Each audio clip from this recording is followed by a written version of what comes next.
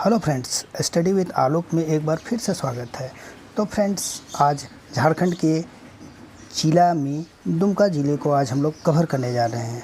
तो ये दुमका ज़िला है।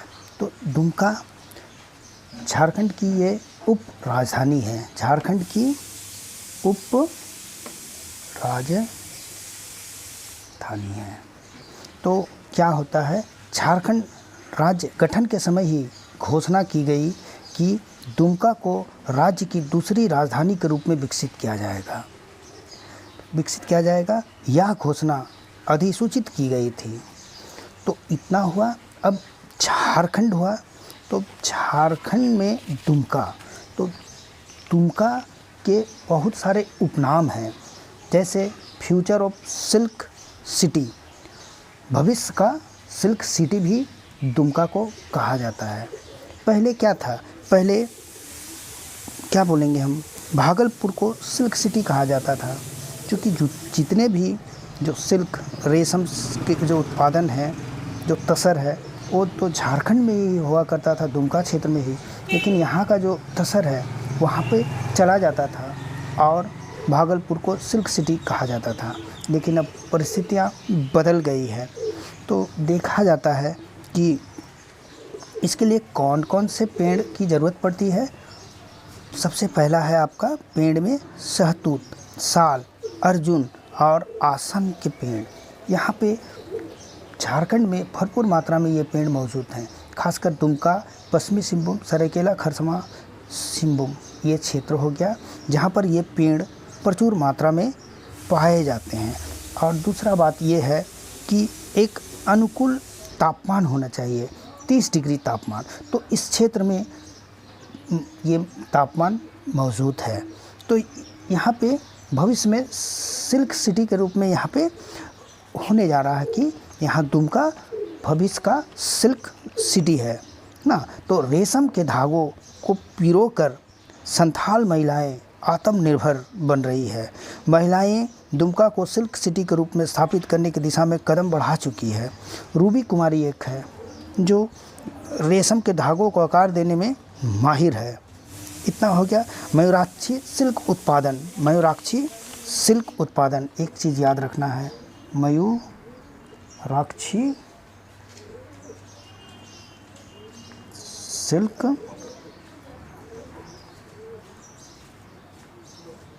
उत्पादन, मयूराक्षी सिल्क उत्पादन। ऐसे तो आप इतना जान लीजिए कि पूरे देश का 50% तसर का उत्पादन झारखंड अकेले करता है। वही दुमका ज़िले में के भीतर भी तसर उत्पादन काफ़ी अच्छा होता है। मयूराक्षी सिल्क में स्थानीय महिलाओं को जोड़ा जा रहा है। कोकून पालन से लेकर सिल्क के कपड़े बनाने तक का प्रशिक्षण दिया जा रहा है। तसर का धागा निर्माण कोकून पालन करने का किया जा रहा है ना। मयूराक्षी सिल्क को केंद्रीय रेशम बोर्ड द्वारा 100% शुद्धता का प्रमाण पत्र भी दिया गया है। बहुत जल्द ही सिल्क सिटी के रूप में यह जाना जाएगा।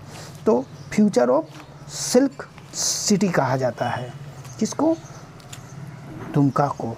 तो इस प्रकार हमारे बहस में बहुत सारे, देखिए रघुवर दास के समय में ये सब बढ़ावा देने के लिए बहुत सारा काम किया गया है रेशम से संबंधित। तो फ्यूचर ऑफ सिल्क सिटी के रूप में इसको व्यवस्थित किया जा चुका है ना। दूसरा, इसे लैंड ऑफ हॉट स्प्रिंग भी कहा जाता है। मतलब इतना समझ लीजिए, झारखंड के जो पूर्वी छोर है, जैसे दुमका हुआ, पाकुड़ हुआ, इसे लैंड ऑफ हॉट स्प्रिंग भी कहा जाता है। और यहाँ जो मयूराक्षी नदी है उसके किनारे किनारे बहुत सारे गर्म जल कुंड पाए गए हैं। जैसे पहले तातलोई बहुत ही फेमस है।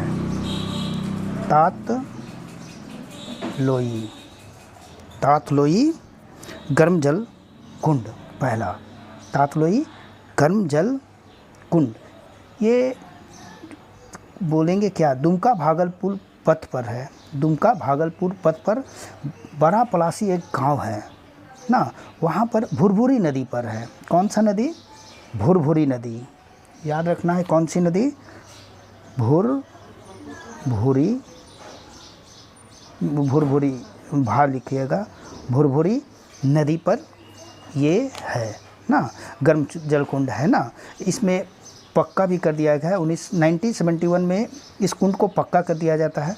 ऐसी मान्यता है कि इस गर्म कुंड में स्नान करने पर चर्म रोग ठीक होता है। चर्म रोग जैसी बीमारियां जो भी गर्म जल कुंड है उसमें नहाने से ठीक होती है। मकर संक्रांति के अवसर पर यहाँ 3 दिवसीय मेला भी लगता है। इसका धार्मिक महत्व भी अच्छा खासा है, इतना याद रखना है।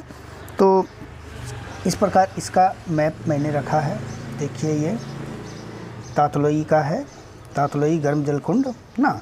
तो पहला हुआ तातलोई, इतना याद रखना है। दूसरा बड़ा झरना, बड़ा झरना, 12 झरना, 12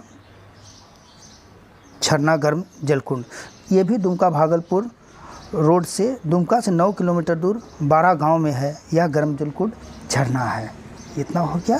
और भी रानी बहल झरना, रानी बहल झरना, यह गर्म जल कुंड मयूराक्षी नदी के दाहिने तट में दुमका सूरी रोड में रानी बहल से 1.5 किलोमीटर की दूरी पर स्थित यह गर्म जल कुंड है। मोर नदी के तट पर है। नदी पूछा जाए तो कौन सा बोलिएगा? मोर नदी, मोर नदी के तट पर है। और भी गर्म जल कुंडे हैं। तपात पानी, तपात पानी गर्म जल कुंड कहाँ पे है पूछा जाए, तपात पानी गर्म जल कुंड अगर पूछा जाए कहाँ पे है तो ये भी दुमका में ही है। तपात पानी गर्म झरना दुमका में मोर नदी के बाएं किनारे से 10 किलोमीटर की दूरी पर स्थित है। यह कमराबाद एरोड्राम रोड से 2 किलोमीटर की दूरी पर धड़किया के पास है। और एक जलप्रपात है, कहीं कहीं इसको गर्म जल कुंड भी कहा जाता है, वो है भूमका, बहुत ही फेमस है भूमका। इसको जलप्रपात भी कहीं लिखता है, कहीं हॉट वाटर स्प्रिंग भी लिखता हो। जलप्रपात भी मैं लिख दे रहा हूँ, जलप्रपात रानी बहल के निकट मोर नदी के तट पर, ये भी मोर नदी हो गया ना। अब और भी है नुनबिल, बहुत ही फेमस है नुनबिल गर्म जल कुंड, नुनबिल गर्म जल कुंड, ये हो गया दुमका के कैनाल गुटा के पास स्थित। यह कुंडित के पास जामताड़ा रोड पर स्थित है। अब 7वां झरिया पानी, झरिया पानी गर्म जल कुंड, झरिया पानी जल कुंड ना, यह दुमका से लगभग 40 किलोमीटर दुमका पाकुड़ रोड पर गोपी कांदर के पास है। गोपी कांदर अगर आप देखिएगा तो गोपी कांदर यहाँ पे है, गोपी कांदर ब्लॉक, ये ब्लॉक ही है गोपी कांदर ब्लॉक, इसी को बोलते हैं गोपी कांदर। यहाँ पे झरिया पानी गर्म जल कुंड है। तो याद कर सकते हैं ये गोपी कांदर किसके लिए फेमस है? झरिया पानी गर्म जल कुंड, यहाँ पर लिख देना है। उसको याद करने का ये भी एक तरीका है, झरिया पानी हॉट स्प्रिंग यहाँ पे है। अब और भी कौन कौन से बाकी है? अब धमनी हॉट वाटर स्प्रिंग, धमनी, धमनी हॉट वाटर स्प्रिंग, धमनी हॉट वाटर स्प्रिंग कहाँ पे है? यहीं पर है, रामगढ़ ब्लॉक में है। और कौन सा ब्लॉक में है? रामगढ़ ब्लॉक। अगर रामगढ़ ब्लॉक देखिएगा तो इस जगह रामगढ़ ब्लॉक है, रामगढ़, रामगढ़ ब्लॉक। यहाँ पे कौन सा है? धमनी वाटर स्प्रिंग, धमनी वाटर स्प्रिंग, इस तरफ से ही आती है ना मोर नदी, इस कारण धमनी वाटर हॉट स्प्रिंग यहीं पे है। और यहाँ पर अगर पूछा जाए रामगढ़ की पहाड़ी कहाँ है तो भी बताना है दुमका में ही है। अब और भी है हॉट स्प्रिंग, सुसुम पानी, सुसुम पानी, सुसुम पानी हॉट स्प्रिंग पूछा जाए कहाँ पे है तो यहाँ पे ही है। सुसुम पानी झरना मयूराक्षी नदी के तट पर बाघमारा यानी दुमका, ये दुमका है, इस जगह में है, दुमका बाघमारा में है, मयूराक्षी नदी के तट पर बाघमारा के पास है। सुसुम पानी मयूराक्षी नदी हो गया, बाघमारा मयूराक्षी नदी, बाघमारा, बाघमारा यहाँ पे है। बाघमारा एक बहुत ही फेमस जगह है, उस जगह में ये है ना। तो दुमका को फ्यूचर ऑफ सिल्क सिटी कहा जाता है। दूसरा, लैंड ऑफ हॉट स्प्रिंग्स भी कहा जाता है। वहाँ हम लोगों ने देखा कि यहाँ पे 9 लगभग हॉट स्प्रिंग हम लोगों ने देखा, उसमें से तातलोई प्रमुख था, ये हमेशा प्रश्न आया हुआ है। तपात पानी भी आता है ना। नुनबिल गर्म जल कुंड भी हमेशा आता है। कुंडहित के पास है, कुंडहित के पास ये नुनबिल है, वहाँ पे मेला भी लगता है, नुनबिल मेला बहुत ही फेमस है। अब दुमका को हंडवा राजवंश या खतौड़ी राजवंश की भूमि भी कहा जाता है। हंडवा राजवंश और कौन सा, खतौड़ी राजवंश। इसका क्षेत्र कौन कौन सा है, ये कहाँ पे हंडवा राजवंश था, तो ये दुमका में ही इसका कर्म क्षेत्र रहा है। तो अगर ब्लॉक पूछा जाए तो रामगढ़ और जरमुंडी, ये देखिए रामगढ़ यहाँ है और यहाँ पे जरमुंडी ब्लॉक है, जरमुंडी। तो ये दोनों जो क्षेत्र है वहीं पे हंडवा राजवंश का उदय हुआ है। हंडवा राजवंश या खतौड़ी राजवंश भी कहा जाता है इसको, हंडवा राजवंश या खतौड़ी राजवंश ना। तो इसका ब्लॉक में कौन कौन सा याद रखना है, जरमुंडी और जरमुंडी प्लस रामगढ़ ब्लॉक दुमका का ना। और इसकी राजधानी नौनीहाट थी, ये याद रखना है, नौनीहाट इसकी राजधानी। और किस नदी के किनारे, धोबई नदी के किनारे इस राजवंश की उत्पत्ति हुई थी। और कर्म क्षेत्र इन लोग का था लगवा पहाड़ इसका कर्म क्षेत्र था ना। कभी इन लोग का इतिहास रहा है ना। और यहाँ पे क्या होता है, जमींदारी उन्मूलन के पहले हड़वा की राजधानी अपने कुशल प्रशासन के लिए जाना जाता है। पताल झरना भी यहाँ पे है, ये याद रखना है। इन लोग का इतिहास बहुत ही गौरवशाली रहा। 1962 तक यह राजवंश क्या थे, बरकरार था। अंग्रेज़ों के ज़माने में बिहार प्रदेश का अंतिम हंडवा स्टेट का विरासत आज भी कायम है। तो मैं पढ़ रहा था तो ये है ना, हंडवा राजवंश का जो विरासत के रूप में ये बचा है, अभी तक हमें प्राप्त हुआ है, इतना ही पर मिला है हमें। तो रानी सोनावती फेमस थी। रानी सोनावती के नाम पर एक रानी लेडी जो लास्ट में बची, रानी सोनावती, उसी के नाम पर एक हाई स्कूल भी है नौनीहाट में धरोहर के रूप में एक, मतलब अभी भी क्या है, एक उच्च विद्यालय इनके नाम पर है ना। हंडवा राज की नींव कौन डाले थे, खतौड़ी परिवार का एक मुखिया सुभान सिंह। नींव कौन रखे थे, सुभान सिंह।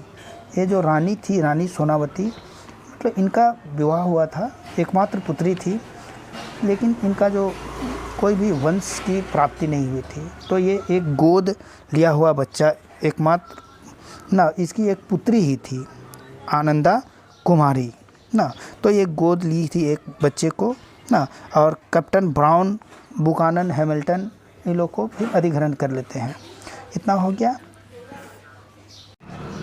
अब दुमका का एक और भी नाम है गांदो स्टेट या गांदो राज की भूमि। ये जो स्टेट है, गांदो स्टेट, सुरमय पर्वत श्रृंखला के बीच में बसा यह छोटा सा एक गांव है। दुमका से महज ये 12 से 13 किलोमीटर की ही दूरी पर है। अगर जाने पर टूटी फूटी सड़कें हैं, उसके बाद जाइएगा तो एक छोटा सा गांव मिलेगा। वहाँ पे महेंद्र सिंह और रमेश सिंह भले ही मिट्टी के घर में रहते हैं, लेकिन कभी ये स्टेट के महाराज के पूर्वज हुआ करते थे। तो इस प्रकार उसका स्टेट का अभी तक ये खंडहर मौजूद है। कहा जाता है कि रानियों का आवाज़ यहाँ पे आता है और संथालों को बचाने के लिए यहाँ पे इस तरह है ना, महल की टूटी फूटी दीवारें ही बची हुई है ना, मतलब राजमहल की पहाड़ी ही है यहाँ पे। और इस प्रकार हम लोगों ने देखा। तो अब दूसरा है मडप्पा सभ्यता की भूमि, इसका और भी नाम है दुमका का, क्या है? मडप्पा सभ्यता की भूमि, मडप्पा सभ्यता की। इसे दुमका का और एक उपनाम से हम पुकार सकते हैं, मडप्पा सभ्यता की भूमि या मडप्पा सभ्यता की भूमि। ये जो जगह है दुमका भागलपुर मार्ग में 27 किलोमीटर की दूरी पर नौनिहाट कस्बा, इस तरफ आ जाएगा नौनिहाट कस्बा। ये रामगढ़ के पास नौनिहाट है। रामगढ़ प्रखंड के भदवारी गांव, कौन सा गांव? भदवारी गांव, रामगढ़ प्रखंड के भदवारी गांव के पास है ये, भदवारी गांव के पास। मडप्पा सभ्यता के जो प्राचीन सभ्यता के अवशेष, वहाँ पे कुछ कुछ स्तंभ है, चौखट है, किवाड़ है, ये सब लावा चट्टानें, मृण मूर्तियाँ आदि बिखरे पड़े हैं ना। इसका विस्तार कहाँ से कहाँ तक था? रामगढ़ से लेकर मंगलाहाट तक इसका विस्तार था, यानी राजमहल तक चला गया, वो आपका साहेबगंज तक चला गया ना, यहाँ तक इसका विस्तार था। तो यहाँ पे बहुत सारे चीज़ मिले हैं। गांव में चावल, चना, अरहर, खेसारी, मूंग, गेहूं, खीरा, जीवाश्म आज भी यहाँ बहुतायत से मिलते हैं ना। संथाल परगना जो है वो जीवाश्मों का भंडार है। वैसे जीवाश्म सिर्फ दक्षिण अफ्रीका में ही पाए जाते हैं। तो इस प्रकार उसमें बहुत सारे चीज़ हम लोगों को मिला है। देखिए ये सारे चीज़ कहाँ पे मिला है? मडप्पा सभ्यता में हम लोग को प्राप्त हुआ है। मडप्पा सभ्यता जो था तो मतलब कहाँ पे था? इसी आसपास रामगढ़ सभ्यता के। यहाँ पर मिट्टी के बर्तन के टूटे हिस्से भी मिले हैं। शिलालेख, आपठ्य भाषा में लिखी हुई लिपि। यह ज्ञात होता है कि मडप्पा के लोग शिक्षा में काफ़ी अहमियत देते थे। कुछ कुछ लिखा हुआ भी है जिस लिपि को हम अभी पढ़ नहीं पाए हैं। इसका विनाश के बहुत सारे कारण हो सकते हैं। यहाँ भूकंप भी आ सकता है, ज्वालामुखी प्रकोप के कारण भी यहाँ सभ्यता नष्ट हो चुकी है। बंगाली भाषा में मडप्पा को मोडपा कहते हैं, जिसका अर्थ होता है मुर्दा। इस तरह हड़प्पा और मडप्पा दोनों का अर्थ मुर्दा की घाटी या टिल्हा का भी यह जाना जाता है। दुमका को मंदिरों की भूमि के नाम से भी जाना जाता है। यहाँ बहुत सारे मंदिर है, जैसे बासुकीनाथ एक मुख्य मंदिर है, चूटोनाथ मंदिर है, बाबा सोमेश्वरनाथ का मंदिर है, नाग का मंदिर है। ये बहुत सारे मंदिर, मौलिच्छा मंदिर जो आपका यहाँ पे एक शिकारी पाड़ा है, मलूटी एक गांव है जिसको गुप्त काशी भी कहते हैं, उसे मंदिरों का गांव भी कहते हैं। तो मंदिरों की भूमि, तो हम कुछ शिकारी पाड़ा के विषय में भी पढ़ लेते हैं। शिकारी पाड़ा एक प्रखंड है, उस प्रखंड के विषय में भी हम लोग पढ़ लेते हैं। यहाँ पे एक गांव है मलूटी। ये गांव जो है विश्व प्रसिद्ध गांव है। इसका बहुत सारा भी नाम है और भी नाम है। इसको मलूटी के विषय में ही हम लोग स्टडी कर लेते हैं आज। मलूटी, यहाँ पर मलूटी, इसका बहुत सारा नाम है। गुप्त काशी के नाम से भी इसको जानते हैं। मंदिरों का गांव के भी नाम से हम लोग जानते हैं। तो आर प्रखंड कौन सा हो गया? शिकारी पाड़ा प्रखंड में ये गांव है मलूटी ना। यहाँ पे मतलब 108 मंदिर है, 108 मंदिर। जैसे हम लोग माला फेरते हैं 108 बार, और उसमें से 72 मंदिर अभी भी अच्छे मंदिर हैं। तो इसके पीछे एक कहानी है। एक अलाउद्दीन हसन शाह नवाब थे। अलाउद्दीन हसन शाह एक नवाब थे। उसकी पत्नी को बाज पालती थी। बाज पालने का बहुत शौक़ था। एक दिन क्या होता है, बाज उड़ जाता है और बसंत कुछ टेक्निक लगा करके उस बाज को पकड़ करके ले आते हैं, जिसके कारण रानी बहुत खुश हुई और उसका नाम बसंत बाज रख दिया ना। हसन साहब जिस गांव का था, बसंत को उसका राजा बना देते हैं। कौन? अलाउद्दीन हसन जी बना देते हैं। अब बसंत जो थे वो एक धार्मिक प्रवृत्ति के थे और वे क्या बनाते हैं? मंदिर ही बनवाना शुरू करते हैं। और इस प्रकार के जो मंदिर हैं वहाँ पे देखने को मिलता है। देखिए मंदिरों का गांव घर भी है आसपास, और इस प्रकार भी मंदिरें हैं। इसमें मौलिक्षा देवी का मंदिर बहुत ही फेमस है। मौलिक्षा देवी का मंदिर बहुत ही फेमस है। तो होता क्या है अब, तो आपका ये जो है ननकर राजाओं ने बनाया था। ननकर राजाओं के द्वारा बनाया गया है। ननकर राजा मतलब ननकर राजा के द्वारा बनाया गया है। ननकर मतलब बिना कर मुक्त। ननकर राजा जो मौलिक्षा देवी थी, मौलिक्षा देवी यहाँ पे एक मंदिर है मलुटी के अंदर ही, तो वहाँ उसकी क्या थे, अपना कुल देवी मानते थे। ननकर राजा मौलिक्षा देवी को अपना कुल देवी मानते थे ना। यह तारा, इससे मात्र हम समझते हैं कि मौलिक्षा मंदिर से मात्र 15 किलोमीटर की दूरी पर बंगाल के बीरभूम जिले में प्रसिद्ध तारापीठ मंदिर है। तारापीठ मंदिर जो द्वारका नदी के किनारे ये जो मंदिर है वेस्ट बंगाल में, तो मात्र यहाँ से मलुटी से कितना दूरी में है, मात्र 15 किलोमीटर की ही दूरी पर है। और ये जो ननकर राजा थे मौलिक्षा देवी को अपना कुल देवी मानते थे। मौलिक्षा देवी को कुल देवी माना करते थे। यानी जो इतना अभी तक हम लोग समझ गए हैं कि जो मलुटी गांव में आदि शक्ति पीठ मौलिक्षा देवी का मंदिर स्थित है। आदि शक्ति दुर्गा देवी ना, आदि शक्ति देवी मौलिक्षा देवी ना। यहाँ पर बौद्ध काल में से ही तांत्रिक सिद्ध का बड़ा केंद्र रहा है। यह मंदिर बंगाल शैली में निर्मित है। मौलिक्षा देवी का मंदिर बंगाल शैली में निर्मित मंदिर है ना। इसका हो गया 17वीं शताब्दी में बनाया गया था ना।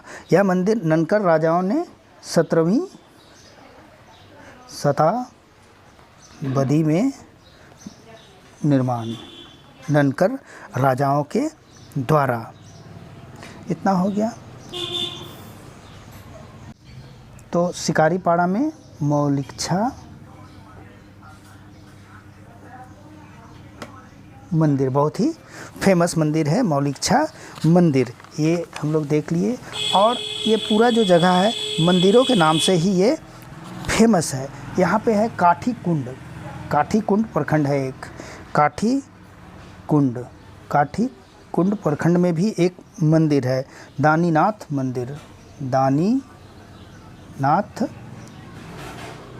मंदिर बहुत ही फेमस है ना।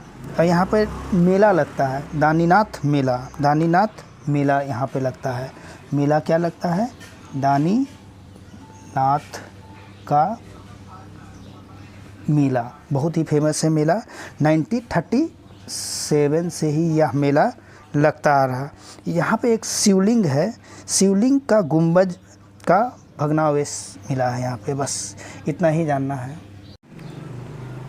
तो यह मेला शिवरात्रि के समय में लगता है। शिवरात्रि के समय, यानी दानीनाथ मेला कहाँ पे लगता है, तो दुमका में लगता है। दुमका के कौन प्रखंड में, काठी कुंड में। तो बताया जाता है कि यहाँ पे मतलब टुंडी नाला है, टुंडी नाला जो कि गंधर्व गांव के पास स्थित है। गंधर्व गांव टुंडी नाला के पास ही यह मंदिर है। टुंडी नाला के पास ही उसके अवशेष है अभी भी। कहा जाता है कि यहाँ पहाड़िया जनजाति के लोग पूजा करते थे ना। पहाड़िया जनजाति के लोग इस मंदिर में पूजा करते थे। लेकिन अब ये कहाँ चल गए हैं, गोपी कांदर में। पहाड़िया जनजाति 1930-31 के बीच में ये लोग यहाँ से यहाँ शिफ्ट कर जाते हैं। कारण है कि वहाँ पे कुछ गिद्धौर लोग जो राउत बताते हैं, अब राउत लोग यहाँ पूजा करते हैं, राउत लोग पूजा अर्चना करते हैं। अब यह मेला भी लगने लगा वहाँ पे। तो सर्वप्रथम यहाँ पे कौन रहते थे? ये लोग रहते थे, कौन? पहाड़िया लोग। पहाड़िया लोग ही इस मंदिर का पूजा करते थे। अब वो कहाँ शिफ्ट हो गया है? गोपी कांदर। अब गिद्धौर के लोग पहाड़िया चले गए हैं और गिद्धौर के रहने वाले पंडा, जो जाति के रावत पंडा लोग आ गए। शायद लड़ाई झगड़ा हुआ होगा, फिर वो लोग वहाँ पर पहाड़िया चले गए और इस मंदिर में अभी अधिकार किसका है? राउत लोग। वही लोग वहाँ पे पूजा अर्चना करते हैं और हर एक साल शिवरात्रि के समय में यहाँ पे मेला भी लगता है ना, दानीनाथ का मेला। दानीनाथ का मेला। तो इस प्रकार ये मैंने वहाँ जब ड्यूटी पड़ा था तो मैं बुक्स मुझे मिली थी, तो यही वो मंदिर है। तो इस प्रकार हम लोगों ने देखा। अब और भी कुछ मंदिरों की बात कर लेते हैं। तो एक प्रखंड है सरैया हाट, यहाँ पे, हाँ इस जगह में सरैया हाट।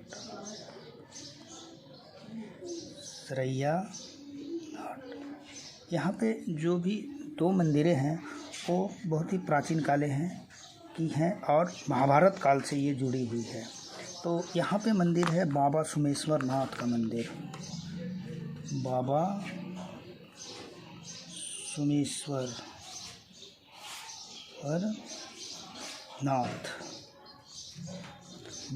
सुमेश्वर नाथ का मंदिर ना, सरैया हाट प्रखंड में बाबा सुमेश्वर नाथ का मंदिर है। धौनी गांव में है ये। कौन गांव में? धौनी गांव में। और इस मंदिर की एक विशेषता ये है कि इस मंदिर से बाबा बैद्यनाथ एवं बासुकीनाथ इस तरफ है, दोनों की दूरी लगभग बराबर है। इसका जो पौराणिक कथा है महाभारत काल से संबंधित है। कहा जाता है कि अति प्राचीन काल में, मतलब यहाँ घनघोर जंगल हुआ करता था, वहाँ 2 राक्षस भाई शुंभ और निशुंभ का वर्चस्व था ना। दोनों शुंभ और निशुंभ शिव भक्त हैं। दोनों भाइयों ने अलग अलग शिवलिंग की स्थापना की है ना। इसे जुड़वा शिवलिंग के रूप में पूजा जाता है आज भी। यह शिवलिंग पूरे देश में दुर्लभ है। तो बाबा सुमेश्वर नाथ, सरैया हाट में बाबा सुमेश्वर नाथ और एक मंदिर है। और सुमेश्वर नाथ का चित्र इस प्रकार है, मेरे पास है, ये रहा बाबा सुमेश्वर नाथ, यहाँ पे है बाबा सुमेश्वर नाथ का मंदिर। और एक मंदिर है पांडेश्वर नाथ, इस प्रकार मंदिर है पांडेश्वर नाथ। तो यहीं पे है पांडेश्वर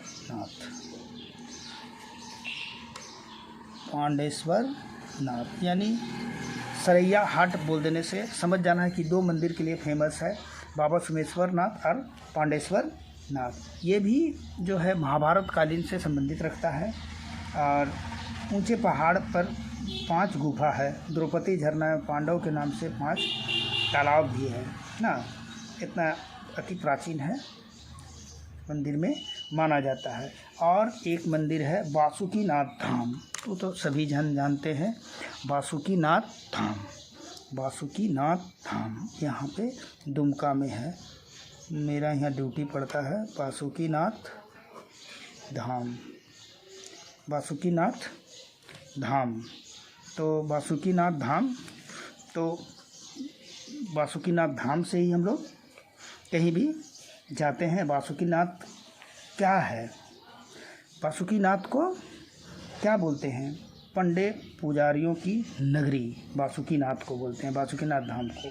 इसको नागेश धाम भी कहते हैं, बासुकीनाथ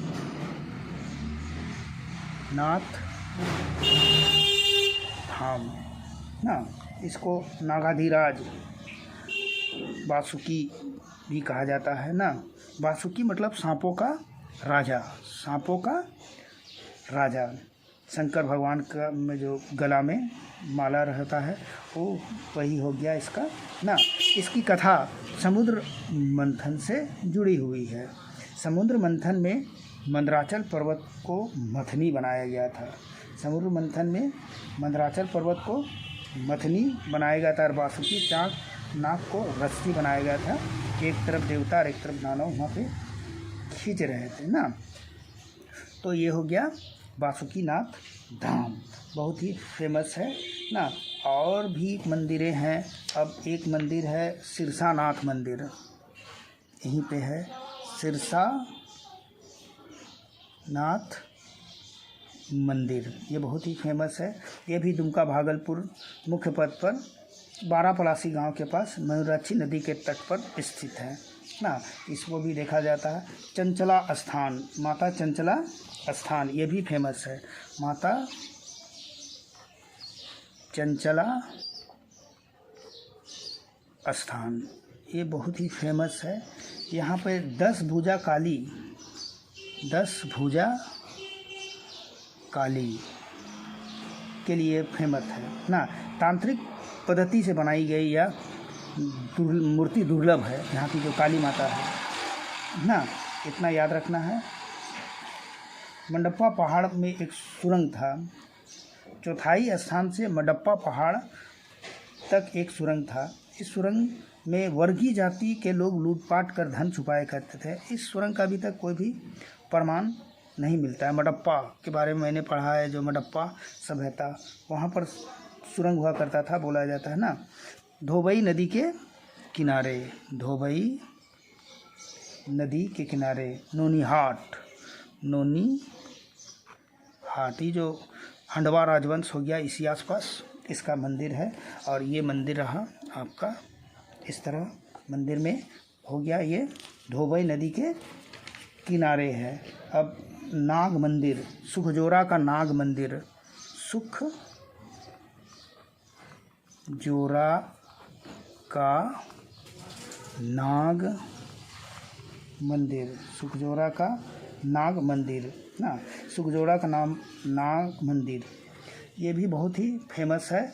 धोबैया नदी के पश्चिमी में है ये। धोबैया नदी के पश्चिम सुखजोड़ा नाग मंदिर, नाग बाबा मणि जड़ित एक विग्रह है ना। अष्ट धातु से निर्मित अति प्राचीन एक अद्वितीय है ना। तो ये रहा सुखजोरा का नाग मंदिर, यहाँ दिखाया गया है। विशाल नाग मेला भी लगता है यहाँ पे, विशाल नाग मेला भी लगता है, आयोजन किया जाता है ना। और यहाँ पे चढ़ावा के रूप में भूरा धान, जनेऊ, फूल और भरा डलिया चढ़ाने की परंपरा है। अब विषधर सांप के दंश के उपरांत पीड़ित व्यक्ति के गले से अगर बाबा की नीर उतर जाए तो प्राणदायक अवश्य मिल जाता है, ऐसा माना जाता है ना। और एक मंदिर है चूटो नाथ मंदिर, चूटो नाथ मंदिर, ये भी बहुत ही फेमस है। मतलब यहाँ पे क्या होता है, ये मंदिर जो है चूटोनाथ मंदिर, यहाँ पे चड़क पूजा के लिए फेमस है। ये चड़क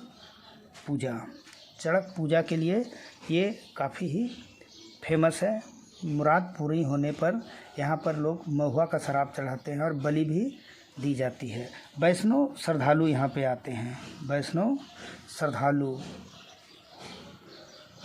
श्रद्धालु आते हैं पूजा के लिए। चैत माह में रात भर होने वाले चड़क पूजा को देखने के लिए यहाँ तांता लगा रहता है। यहाँ पे चूटोनाथ मंदिर में शिव पहाड़ी की मतलब मंदिर हो गया, यहाँ महुआ हुआ चढ़ाया जाता है, इतना याद रखना है। और मंदिर में तो बस इतना ही है, और भी कुछ हम लोग देखते हैं। अब और कुछ बातें कर लेते हैं। तो यहाँ पे और क्या क्या फेमस है, तो यहाँ पे याद रखना का चीज़ है बाली फुटवेयर, बाली फुटवेयर मतलब चप्पल, बाली फुटवेयर। तो यहाँ के एक डीसी थे महेश कुमार की पहल पर ये बाली फुटवेयर का यहाँ पे मतलब जूता चप्पल बनाने का यहाँ पे काम शुरू किया है। जो महिलाएं क्या बोलेंगे हड़िया बेचती थी जीवन यापन करने के लिए, आज वो क्या कर रही है, वो चप्पल जूते का निर्माण कर रही है, ये बाली फुटवेयर। तो रघुवर दास के समय में वो आए थे, देखिए रघुवर दास यहाँ पे ना, उस तरह का बाली फुटवेयर हो गया। और एक अगरबत्ती है बासुकी अगरबत्ती, बासुकी अगरबत्ती, ये भी यहाँ का बहुत ही फेमस है। वो भी जो थे यहाँ के उपायुक्त महेश कुमार की पहल पर ही हुआ। बासुकीनाथ से सटे गांव है एक बेदिया गांव, क्या है बेदिया में ही अगरबत्ती बन रहा। अगरबत्ती में बेदिया में ये अगरबत्ती का निर्माण किया जा रहा है। महेश कुमार की पहल पर इस गांव में ब्लू आर्मी का गठन हुआ है। ब्लू आर्मी का गठन हुआ है और वो लोग क्या कर रहे हैं, अगरबत्ती बना रहे हैं ना, बना रहे हैं। इस तरह राज्य सरकार बासुकी अगरबत्ती को मार्केटिंग में मदद करेगी। इस प्रकार देखिए रघुवर दास के समय में इसकी पहल हुई थी। यहाँ रघुवर दास है। ये दो चीज़ हुआ यहाँ पे। और क्या बताया जाए, बासुकी चाक एक जगह है, बासुकी चाक बहुत ही फेमस है। मतलब ये जो है पर्यटन स्थल के रूप में है। इसे मिनी गोवा भी कहा जाता है। मिनी गोवा के नाम से ये फेमस है बासुकी चाक दुमका। तो यहाँ पे वाटर को संग्रह किया जाता है। कहाँ का, मयूराक्षी डैम का वाटर को संग्रह किया जाता है। छोटा सा डैम जैसा है ये। और यहाँ से जो जल है, शहरी पेयजल आपूर्ति योजना, ग्रामीण पेयजल आपूर्ति योजना यहीं से की जाती है। यह बहुत ही सुंदर दृश्य होता है ये बासुकी चाक का। बासुकी चाक मिनी गोवा के नाम से फेमस है, पर्यटक स्थल ना, इतना याद रखना है बासुकी चाक। अब हम लोग कुछ मेला के विषय में देख लेते हैं। तो यहाँ पे दो मेला बहुत ही फेमस है। एक है हिजला मेला, हिजला मेला। हिजला मेला बहुत ही फेमस है। ये झारखंड का राजकीय मेला है। झारखंड का राजकीय मेला, झारखंड का राजकीय मेला कब घोषित हुआ, 2015 में घोषित हुआ। 2015 में इसको राजकीय मेला घोषित किया ना। हिजलो पॉइंट एक पत्थर है जिसका इंडस्ट्रियल यूज है, इस कारण हिजला मेला कहा जाता है ना। यहाँ पे मयूराक्षी नदी के तट पर लगता है। मयूराक्षी नदी के तट पर, मयूराक्षी नदी के तट पर इसकी शुरुआत बहुत ही प्राचीन मेला है। 1890 में शुरुआत कब से हुआ, 1890 में, यानी अभी से शायद 133 साल पुराना है। 133 वर्षों से यह मेला होते आ रहा। और इसको शुरुआत करने वाले एक कौन थे,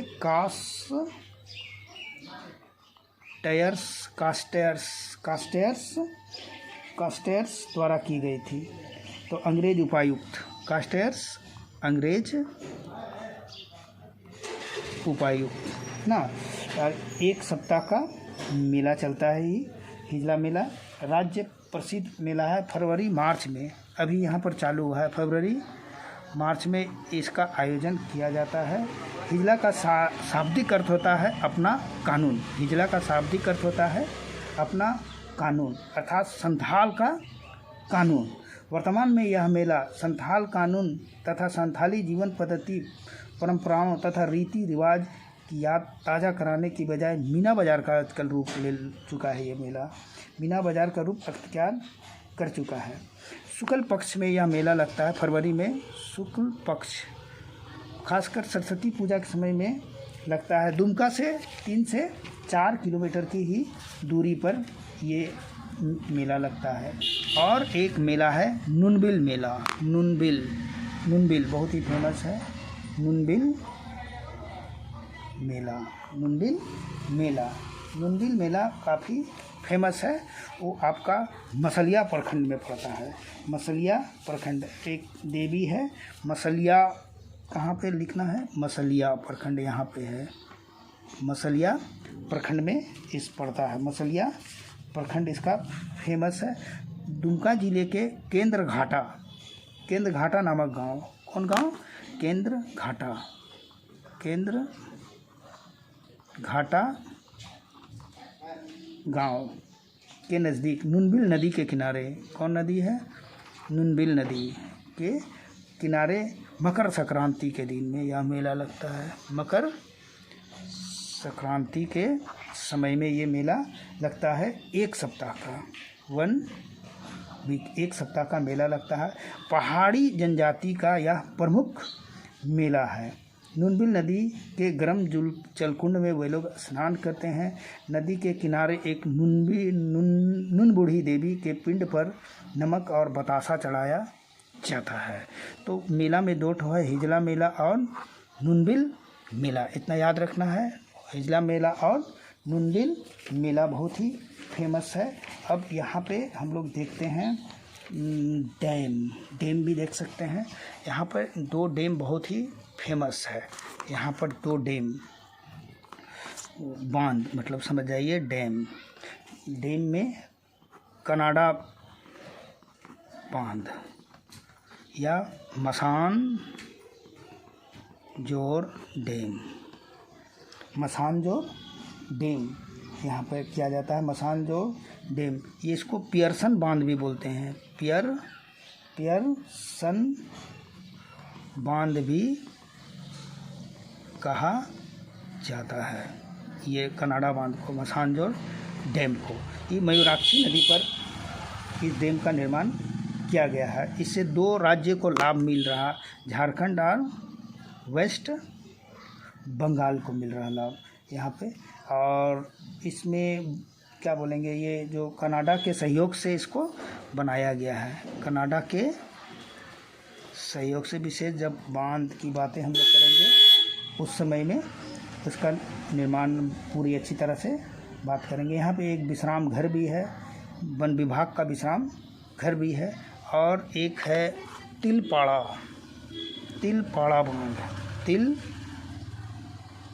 बांध, ये अवरोधक बांध है। ये आपका कहाँ पे है, ये बॉर्डर में है, वेस्ट बंगाल का बॉर्डर में, झारखंड और वेस्ट बंगाल का थोड़ा सा एरिया में है। अवरोधक बांध इसलिए है चूँकि झारखंड ऊंचाई में हो जाता है और पश्चिम बंगाल नीचे में हो जाता है। तो उस चीज़ का, बाढ़ का पानी को रोकने के लिए अवरोधक बांध के रूप में इसका बनाया गया है इसको ना। अब एक है कैराबनी डैम, छोटा सा है ये ना, छोटा सा है ये डैम। इसमें तो डैम में 3 ही है, कैराबनी डैम एक हो गया, तिलपाड़ा बांध और इतना बांध हो गया। अब और क्या बच गया, अब हम लोग बातें कर सकते हैं। आपका पार्क के विषय में हम लोग सीख लेते हैं। यहाँ कितने पार्क हैं, तो सामान्यतः यहाँ 2 पार्क का नाम हम सुन चुके हैं। और सबसे पहला सृष्टि पार्क, जूता घर भी बोल सकते हैं इसको, जूता घर। इसका आकार सेम जूता जैसा है, जूता के आकार पर। ये कहाँ पे है, कुरुआ पहाड़ में है। कुरुआ पहाड़ के ऊपर में ये पार्क बनाया गया है। कुरुआ पहाड़ में ये पहाड़ है, और मतलब ज़्यादा दूर नहीं है, दुमका हवाई अड्डे से लगभग 2 किलोमीटर ना, यहीं पर 1998 में इसको बनाया गया है। 1998 में इसका ही बनाया गया। और यहाँ पे पहाड़ का ऊपर में, मतलब वहाँ से चढ़ने पर हम मसानजोर डैम को आसानी से देख सकते हैं। इतना पे देखा जाएगा जूता घर। स्ट्रक्चर बिल्डिंग का कैसा है, जूता घर जैसा। मेरे पास तो इसका फ़ोटो है, ये देखिए, जूता घर जैसा ना। यहाँ से मसानजोर डैम और सूर्यास्त देखने का सुख सैलानी उठा सकते हैं। बोट हाउस का भी यहाँ पे निर्माण किया गया है। और सिद्धू कान्हू और एक पार्क है, सिद्धू कान्हू शौर्य स्मारक पार्क, सिद्धू कान्हू शौर्य स्मारक पार्क यहीं पे है। तो पार्क में यहाँ 2 ही है। तो बहुत कुछ तो बता चुके हैं, कुछ एस्थेटिकल डाटा है उसको भी जान लीजिए। ये प्रमंडल, ये कौन प्रमंडल में पड़ता है, ये संथाल परगना प्रमंडल का एक ज़िला है। संथाल परगना प्रमंडल के अंतर्गत में 6 ज़िले आते हैं। उसमें सबसे बड़ा दुमका ज़िला है, तो ये दुमका ज़िला है। और सबसे छोटा ज़िला पाकुड़ है ना। तो ये दुमका जो है संथाल परगना प्रमंडल का एक ज़िला है। हो गया। अनुमंडल सिर्फ यहाँ पे एक ही अनुमंडल है, क्योंकि संथाल परगना प्रमंडल में कितने ज़िले हैं? 6 ज़िला। 6 में से 3 ज़िला का 2 अनुमंडल है और 3 ज़िला का एक ही अनुमंडल है, इतना जानना है। तो अनुमंडल सिर्फ एक ही है, उसका नाम है दुमका। और यहाँ पर ब्लॉकों की संख्या 10 है, 10 ब्लॉक है। उसमें से बहुत सारा ब्लॉक तो मैं लिख चुका हूँ। और यहाँ पे ब्लॉक को देखा जाए तो यहाँ पे 10 ब्लॉक में देखिए, सरैयाहाट तो लिख दिए हैं, रामगढ़ लिख सकते हैं, गोपी कांदर लिख चुके हैं, जरमुंडी भी लिख चुके हैं। फिर ये जामा हो जाता है, जामा प्रखंड हो गया ये, और ये दुमका प्रखंड हो गया। अभी मसलिया हो गया, ये रानेश्वर हो गया, रानेश्वर प्रखंड हो गया, ये शिकारी पाड़ा, ये 10 हो गया ना। तो इस प्रकार 10 प्रखंड ब्लॉक हुआ यहाँ पे। अब विधानसभा, यहाँ पे 4 विधानसभा की 4 सीटें है। तो कौन कौन है? दुमका हो गया। फिर और कौन विधानसभा है? जामा का भी नाम आता है, याद आ रहा। दुमका, जामा, जरमुंडी और शिकारी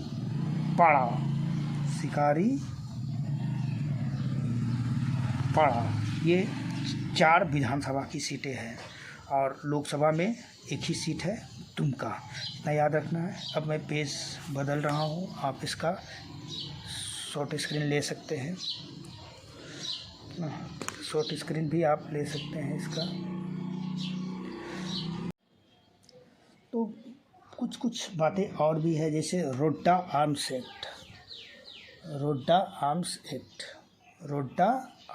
एक्ट यहाँ पे ही हुआ था। रोड्डा आर्म्स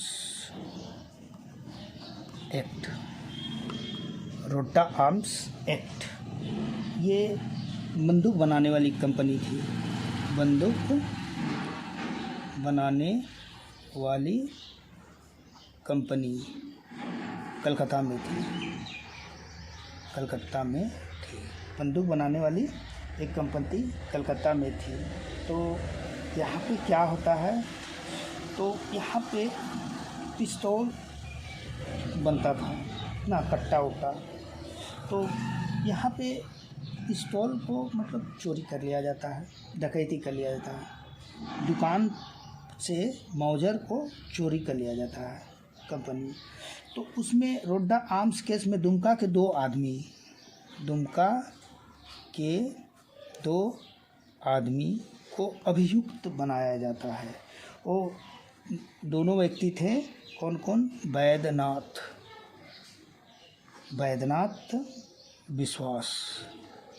वैद्यनाथ विश्वास और दूसरा प्रभु दयाल मारवाड़ी। ये एक और नाम से बहुत ही फेमस थे, हिम्मत सिंह को अभियुक्त बनाया गया था रोड्डा आर्म्स एक्ट में।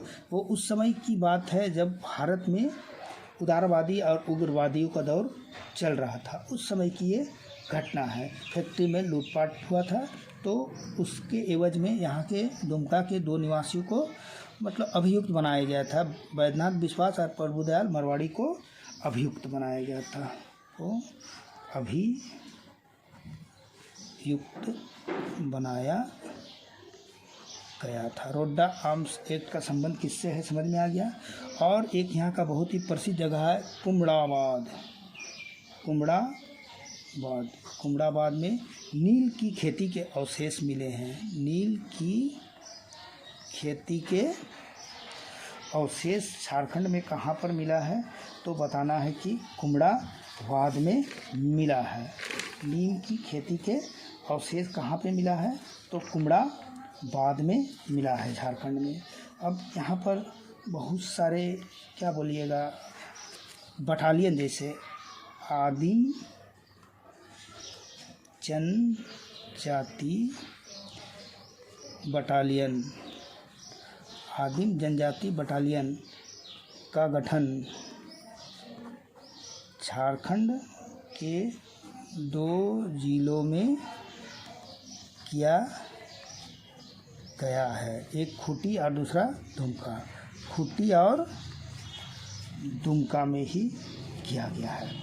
खूंटी और दुमका में ही आदिम जनजाति का जो होता है बटालियन का गठन खूंटी और दुमका में ही किया गया है। अब इसका बाउंड्री को हम लोग देख लेते हैं, इसके चारों तरफ कौन कौन से जिले हैं, इसको पहले बताना चाहिए, लेकिन स्टैटिकल डाटा है, इस सब बाद में भी चलता है ना।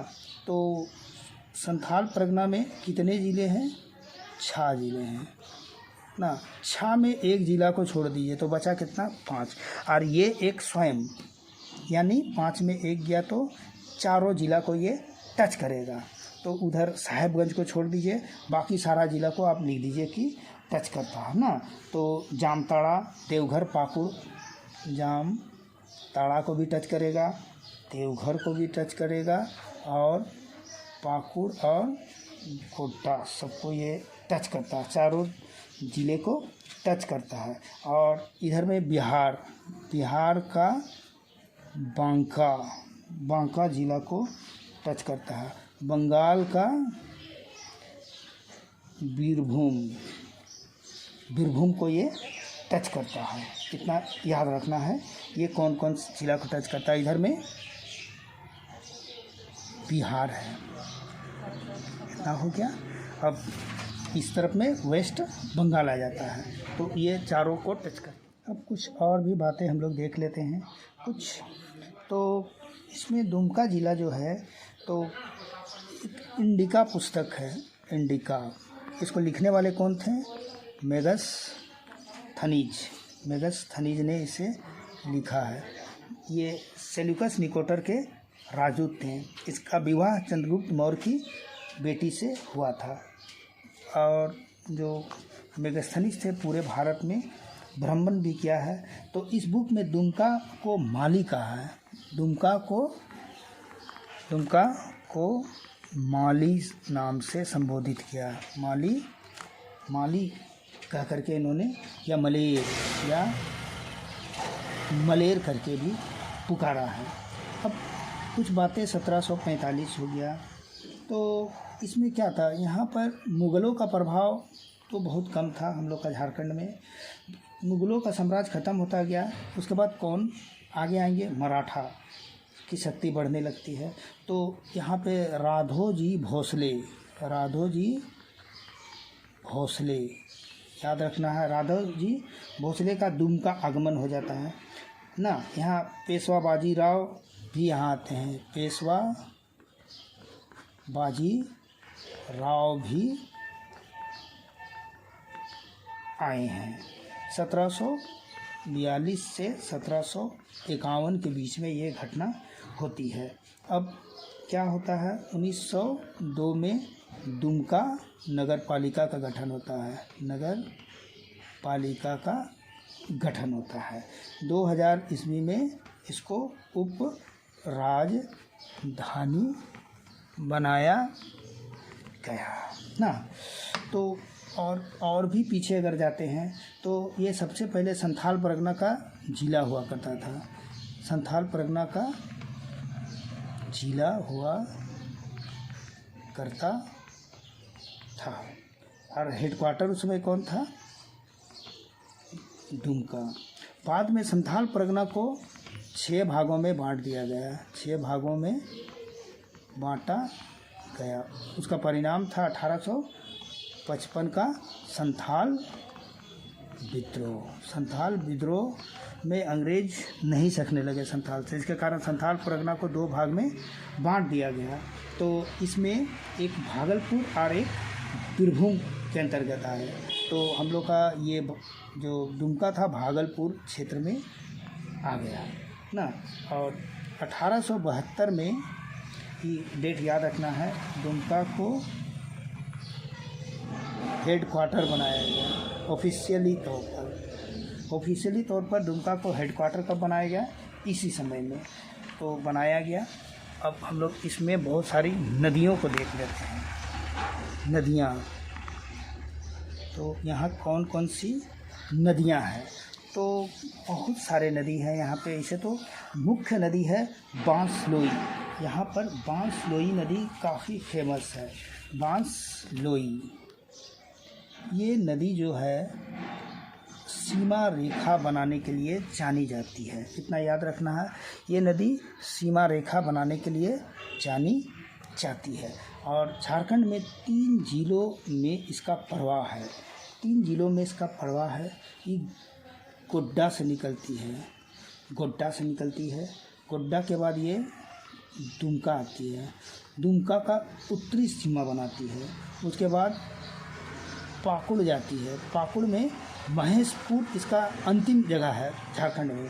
हाँ, वहीं से पूर्व की ओर बहते हुए दुमका ज़िले के उत्तरी सीमा बनाती है, दुमका ज़िले का उत्तरी सीमा बनाती है और उसे गोड्डा और पाकुड़ से अलग करती है। दुमका ज़िले को हो गया। यह नदी दुमका में पंचवारा के नज़दीक पर प्रवेश करती है। पंचवारा दुमका से प्रवेश करती है। पंचवारा याद रखना है कि दुमका में कहाँ से बांसलोई नदी पर से प्रवेश करती है, तो पंचवारा फेमस है। और झारखंड में अंतिम महेशपुर ना, झारखंड को महेशपुर में झारखंड को छोड़ती है ना। और मोररिया रेलवे स्टेशन है, मोराराई रेलवे स्टेशन के पास गंगा से मिल जाती है, गंगा से मिलती। इतना अमरापाड़ा भी यहीं पे इसी के नदी के किनारे, बांसलोई नदी के किनारे है। जिला की सीमा बनाने के लिए बांसलोई नदी को फेमस है। दुमका और गोड्डा का भी सीमा बनाती है, दुमका और पाकुड़ की भी सीमा बनाती है। इतना याद रखना है। और इतना हो गया। और ये नदी, इसका सहायक नदी घोरसा और गरचौर है। और इसका उद्गम गोड्डा में बांस पहाड़ी इसका उद्गम स्थान है। अब और कौन सी नदी है? अब यहाँ पे एक नदी ब्राह्मणी नदी बहुत ही फेमस है। ब्राह्मणी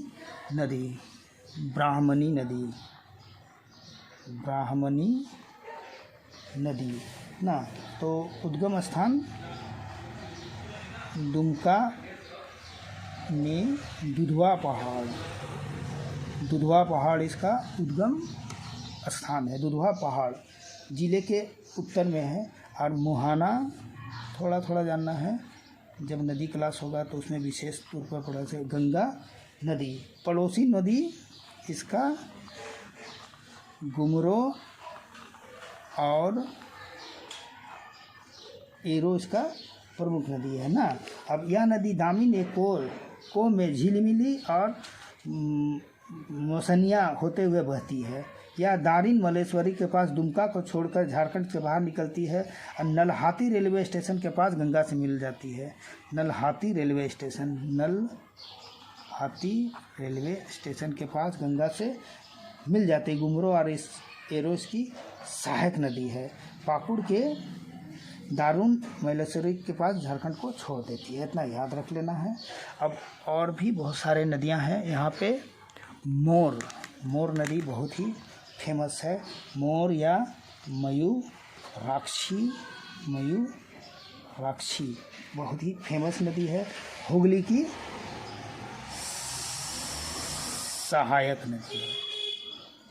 सहायक नदी और अपनी तेज धारा के लिए बहुत ही फेमस है।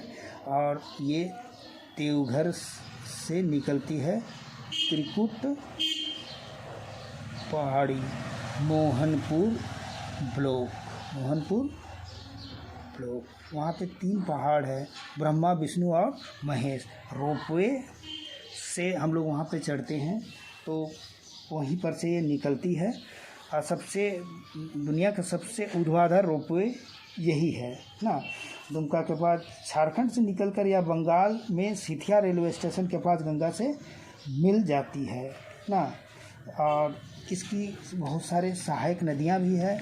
इसकी सहायक नदियाँ में आपका जो बहुत जगह हो गया। इसका शाब्दिक अर्थ मोर की आँख, शाब्दिक अर्थ मोर की आँख होता है ना। इसके तट पर बहुत सारे हॉट स्प्रिंग भी है। मोर नदी के तट पर अपनी तेज़ धारा के लिए फेमस है। वेस्ट बंगाल में बीरभूम और मुर्शिदाबाद ज़िले से होकर बहती है ना। 250 किलोमीटर लगभग है। और झारखंड की एकमात्र बहुत ही इम्पोर्टेंट पॉइंट है नौगमय नदी, नौका यहीं पे चलती है। और ये दुमका और देवघर, झारखंड में दुमका देवघर ना। और भुरभुरी इसकी सहायक नदी है, भुरभुरी नदी ना। यहीं पर एक गर्म जल कुंड है ततलुई। भुरभुरी नदी इसकी सहायक नदी है। और एक नदी है द्वारका नदी। द्वारका नदी भी कहाँ से निकलती है? दुमका से निकलती है और हुगली में मिल जाती है ना। वेस्ट बंगाल का जो तारापीठ जो मंदिर है इसी नदी के किनारे बसा हुआ है। बंगाल में इसको बावला कहा जाता है। बंगाल में बावला नदी कहलाता है, बंगाल में बावला ना। और मोहाना हुगली ना, रामपुर हाट, मयूरेश्वर इसके किनारे बसे हुए हैं बहुत सारे। यह हुगली की उपनदी है। जब तक दुमका में रहता है इसको द्वारका कहते हैं। दुमका से निकलती है। ठीक है, तो मयूराक्षी नदी भी हो गया। अब कुछ इम्पोर्टेंट पर्सनालिटी के विषय में जान लेते हैं। जैसे ललित मोहन रॉय, ये दुमका निवासी श्री रॉय एक अंतर्राष्ट्रीय ख्याति के विशिष्ट चित्रकार हैं। इनका मुख्य चित्रांकन आदिवासी जीवन पर आधारित है। ये कौन है? चित्रकार है ना। प्रकृति से इन्होंने काफ़ी सीखा है। संथाल परगना की सुंदरता को चित्रित करते हैं ना। इनको 1989 में कलाश्री सम्मान से सम्मानित किया गया है। कलाश्री सम्मान से सम्मानित किया गया है, इतना याद रखना है। और भी कुछ है, एक व्यक्ति और हेमेंद्र नाथ घोष, ये दुमका के ही हैं। क्रांतिकारियों को ये धन मुहैया कराते थे। क्रांतिकारियों को धन मुहैया कराने वाले ये दुमका के रहने वाले थे। कितना हो गया? अब मलूटी के विषय में भी हो गया। मलूटी के विषय में हम मलूटी का नाम याद आएगा तो बता दे रहे हैं। वो विश्व प्रसिद्ध गांव है ही। और एक चीज़ हम छूट गया था उसमें कि 2015 के गणतंत्र दिवस जो समारोह होता है इसमें भारत सरकार विशिष्ट धर्म स्थल के रूप में विकसित करने का निर्णय मलूटी को लिया था। तो कुछ ट्रांसपोर्ट की बातें कर लेते हैं। ट्रांसपोर्ट तो यहाँ पे NH national highway 33, national highway 26 है। एयरपोर्ट भी यहाँ पे विकास किया जा रहा। उड़ान स्कीम के तहत में यहाँ पर हवाई अड्डा का भी विकास किया जा रहा। सिद्धू कान्हू मतलब क्या बोलते हैं? सिद्धू कान्हू का हवाई अड्डा, सिद्धू कान्हू हवाई अड्डा, ये घरेलू है दुमका में। और सिंचाई परियोजना में बहुत सारा है। कांची बृहत सिंचाई